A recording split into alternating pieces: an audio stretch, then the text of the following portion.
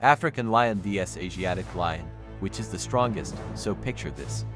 You're on safari in the heart of the African savanna, sun blazing, zebra grazing, and boom, out strides the king himself, mane flowing like a rock star, shoulders rippling like a linebacker. Now shift scenes, dense Indian forest, birds chirping in the canopy, and creeping through the undergrowth is a more elusive monarch, slimmer, sleeker, but with just as much attitude. 2 lions, 2 continents, 1 title, the strongest lion on earth. But who really deserves the crown? Is it the African lion, built like a tank and ruling the open plains with a pride that's practically a social network?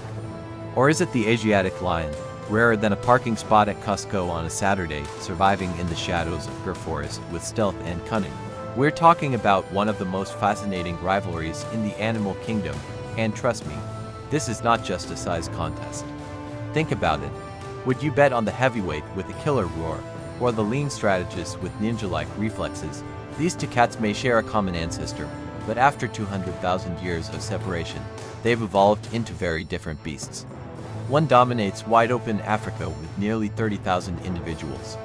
The other, clinging to survival, has fewer than 400 left in the wild. Before we decide who wins in a head-to-head showdown, let's break it down by the numbers, the claws, and the tactics. Because when kings collide, it's not just about muscle. It's about strategy, pride dynamics, and raw survival instincts. So get ready, because this isn't just a battle of lions, it's a battle of legacy, evolution, and pure animal power. Now tell me, if you had to face one of these cats in the wild, which one would you rather meet? Alright folks, let's talk territory. You might think lions are just lions, big, fierce, roar like a thunderstorm, cats that rule the animal kingdom. But hold on, it's not that simple. These majestic beasts may all carry the title of king, but not all kings rule the same lands, or with the same army.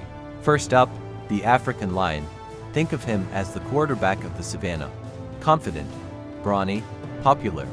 With roughly 30,000 individuals still roaming wild, these guys are the face of African wildlife.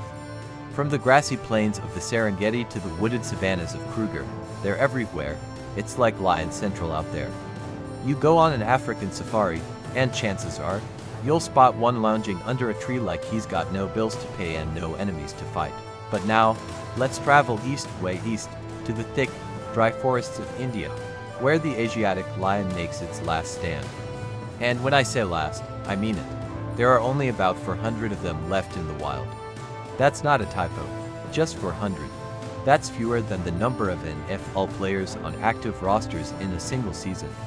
Fewer than the number of people waiting for a latte in a Manhattan Starbucks on a rainy Monday. And where can you find them? Only in one place, Gir Forest National Park in the Indian state of Gujarat. That's it, one spot on the entire planet. These lions don't roam freely across countries anymore like their African cousins. Their home range is smaller than some Texas ranches. Talk about exclusive real estate. Now think about that for a second. On one hand, we've got the African lion with numbers strong enough to lead an army across a continent.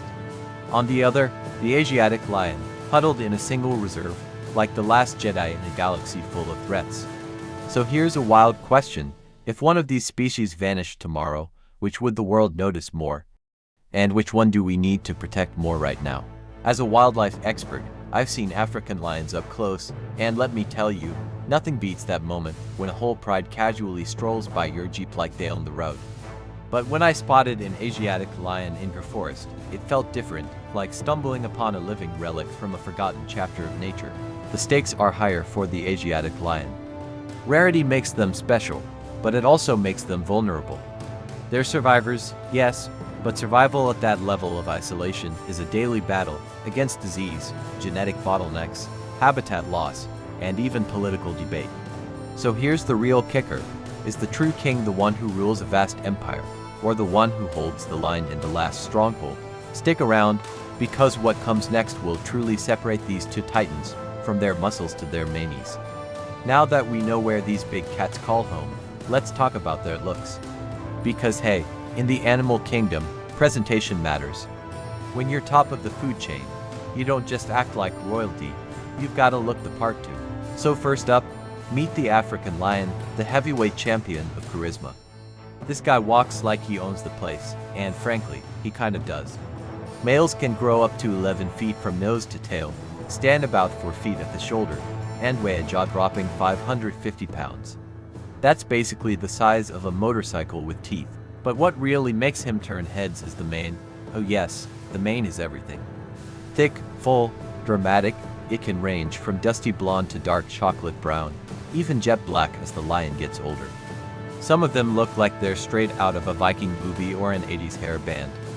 And it's not just for style, that mane acts like built-in armor, cushioning the neck during fights.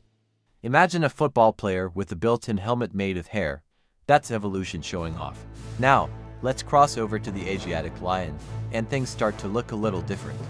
These lions are like the sleeker, more refined cousins from across the world.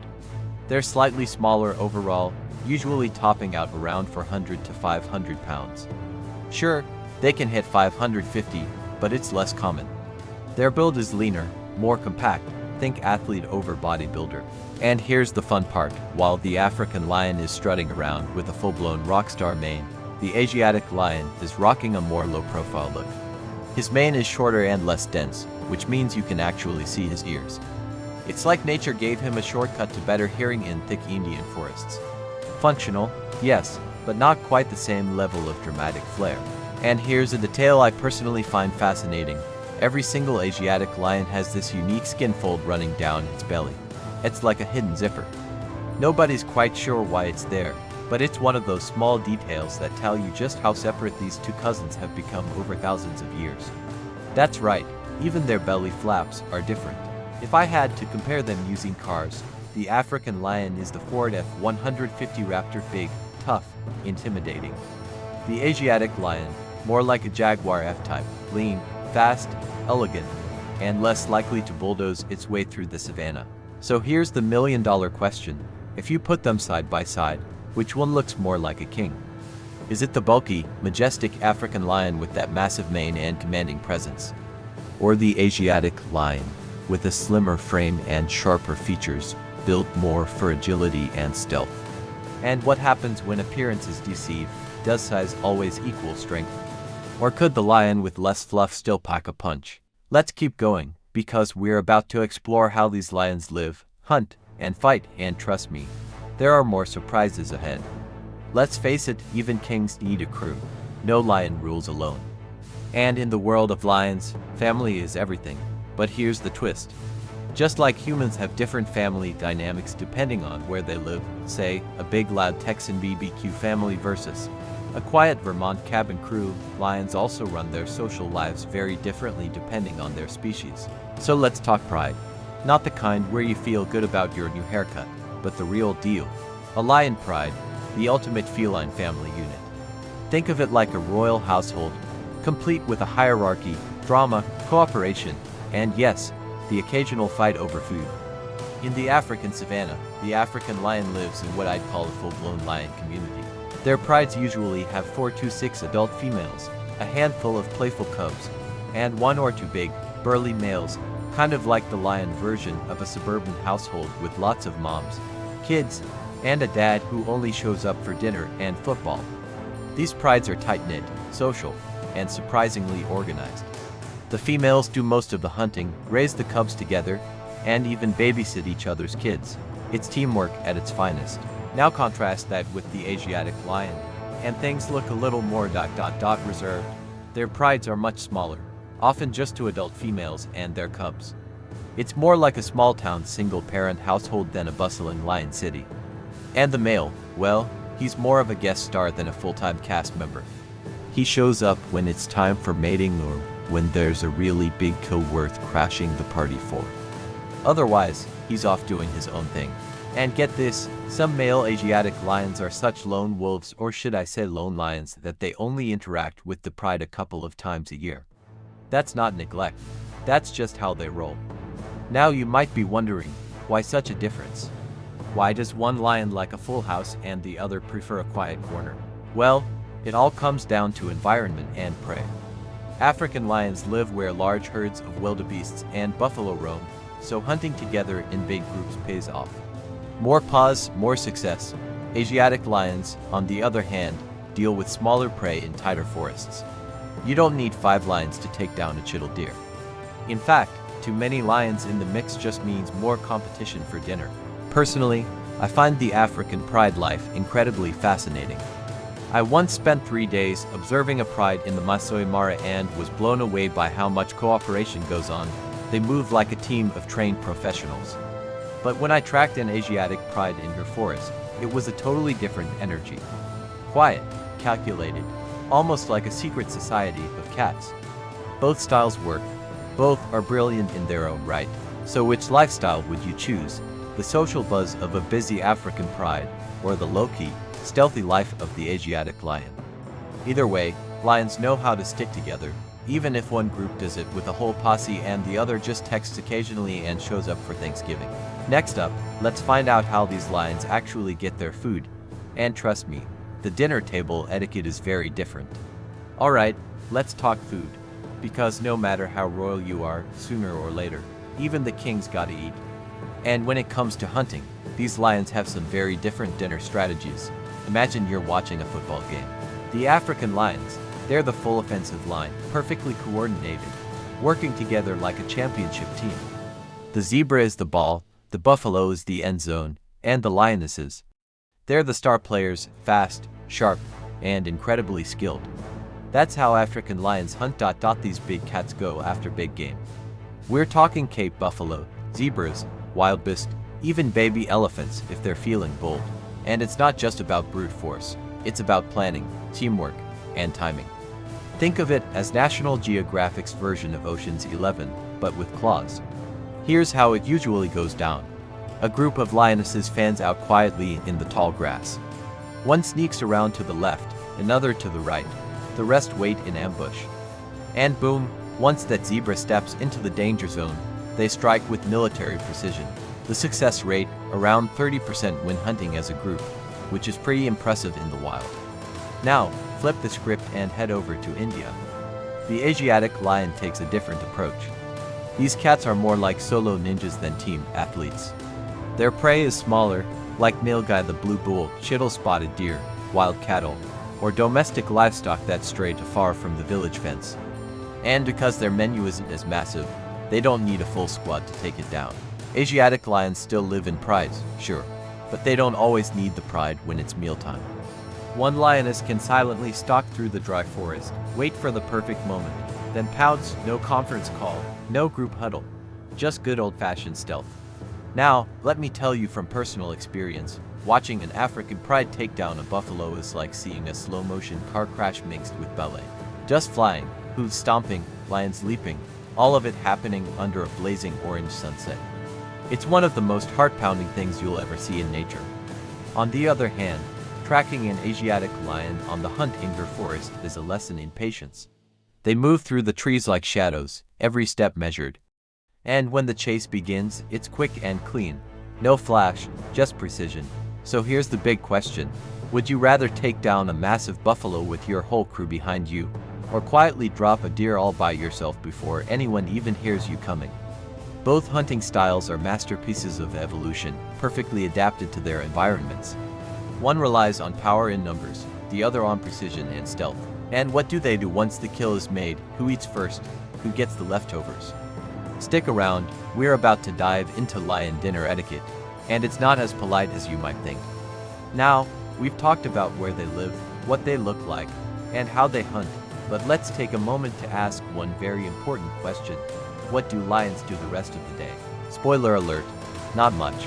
And I mean that in the most royal, unapologetic way possible. These guys are professional nappers, no joke. Lions sleep up to 20 hours a day. That's not a typo. 20 hours. Damn. That means if you lived like a lion, you'd wake up for breakfast, maybe chase your Uber Eats driver a little bit, then knock out until dinner. It's the dream lifestyle, literally. But don't mistake all that laziness for lack of importance. Because when lions are awake, they make it count. Unlike most big cats, lions are incredibly social. They're the only felines that live in family groups. And when it comes to bonding, they've got some pretty adorable habits. Ever seen two lions rubbing their heads together? That's not just cute for Instagram. That's called head rubbing, and it's basically the lion version of a warm hug mixed with a secret handshake.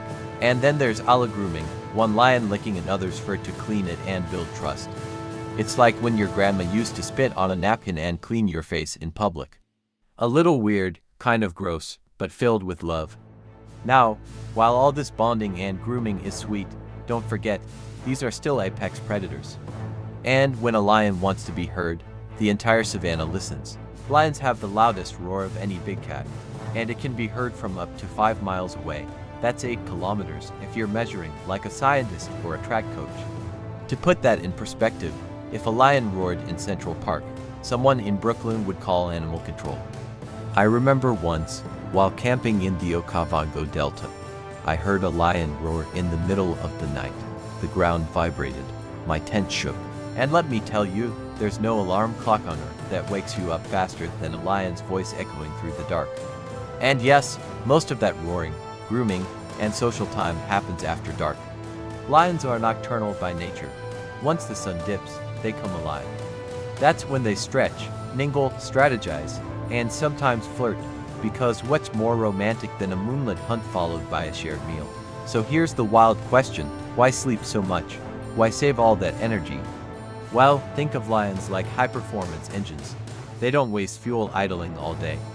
They conserve energy for the big stuff, like taking down prey, defending territory, or challenging rival males. When it's time to act, they're ready. But when it's not, they're passed out under a tree like a hungover rock star after tour. So the next time you're binge watching a show on the couch and someone calls you lazy, just smile and say, "Nope, I'm just channeling my inner lion." But don't go anywhere just yet, because up next, we're putting these two lions face to face in the ultimate showdown.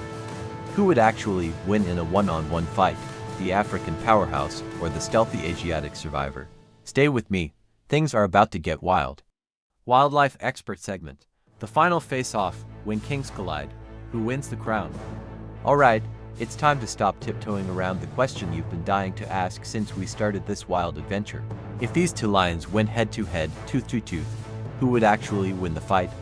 Would it be the mighty African lion, the heavyweight of the savannah, muscles rippling like a linebacker, battle-tested from taking down buffalo and fending off rival males on the daily? Or would it be the elusive Asiatic lion, leaner, quieter, stealthier, more of a jungle ninja than a street brawler? Let's break it down. When it comes to raw power, the African lion is a living battering ram. These guys are built to fight. They don't just hunt huge prey like zebras or wildebeests. They go after Cape buffalo, animals that weigh over 1,000 pounds and don't go down easy. And when it's not hunting season, they're busy defending their pride from intruders, other males, or sometimes even hyenas in packs. That means the African lion doesn't just look tough. He's got real battlefield experience. You can see it in the scars, the swagger, the way he stands his ground even when a herd of elephants walks by.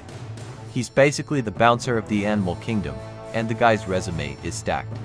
Now, the Asiatic lion plays a different game. Think stealth, not smash.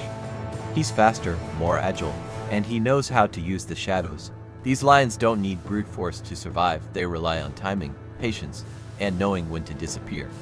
They're like the special ops unit of the lion world, sleek, strategic, and hard to spot. But here's the catch, that stealthy style works great for avoiding trouble, not necessarily winning a brawl. Asiatic lions are less confrontational by nature. They're more likely to slip away than stand and fight unless the odds are perfect. That's not weakness, that's survival strategy. And it's worked for thousands of years. But in a one-on-one battle, no escape routes, no backup, just two lions squaring off in a neutral arena, all signs point to the African lion holding the advantage. He's bigger, stronger, and more experienced in direct, brutal combat. He's trained to wrestle buffalo to the ground and take hits without flinching. That kind of toughness matters when claws and teeth start flying. Now, could the Asiatic lion pull off an upset with speed and cunning? Maybe, but it would have to be the perfect scenario. A sneak attack, a distraction, a miracle. Because 9 times out of 10, the lion with the bigger biceps and the thicker mane is going to win that fight. I once watched two African males go at it for territory in the Masai Mara. It was like watching two tanks collide. Dust clouds, blood, roars that shook your ribcage. That kind of ferocity isn't just for show, it's survival. And the African lion has made it an art form. So here's the million-dollar question. In the ultimate showdown between stealth and strength, who do you put your money on? Stick around, because next we're wrapping up everything you've learned and asking the most important question of all. How do we make sure both of these incredible kings survive the next chapter of their story? If you enjoyed hanging out with lions today and you want more wild facts, jaw-dropping face-offs, and animal showdowns that make you say, wait, what? Then don't forget to subscribe to the channel. It helps us bring you even more beastly battles and untamed adventures straight from the animal kingdom. And hey, I want to hear from you. If the African lion and the Asiatic lion threw down, who do you think would take the crown? Drop your thoughts in the comments, and if you've got a favorite wild animal or a battle you'd love to see next, tell me that too. I read every comment, even the weird ones about raccoons with swords. So hit that subscribe button, tap the bell so you don't miss a roar, and join the pride. This wild ride is just getting started.